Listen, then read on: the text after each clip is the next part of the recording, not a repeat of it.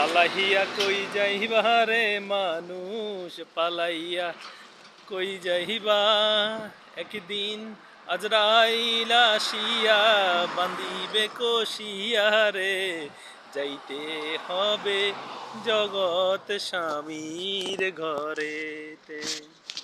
তেমনি নিউ ইয়র্কেও বাংলা আওয়ামী লীগের সমর্থকরা বলতেছে, ডক্টর ইউনূস সাহেব পালাইয়া কই যাইবা রে ডক্টর ইউনূস তুমি পালাইয়া কই যাইবা।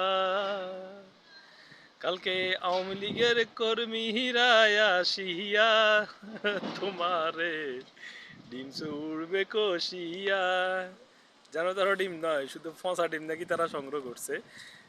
পচা ডিম মারবে রে কষিয়া, তখন তুমি চাইয়া চাইয়া দেখতে হবে রে ডক্টর ইউনূস।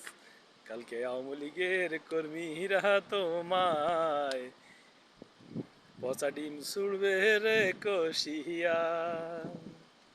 প্রিয় দর্শক মণ্ডলী, আমরা যতটুকু জানি ডক্টর ইউনূসকে ডিম ছুঁড়ে মারবে সে প্রস্তুতি নিয়ে রেখেছে আওয়ামী লীগের কর্মীরা নিউ ইয়র্কের।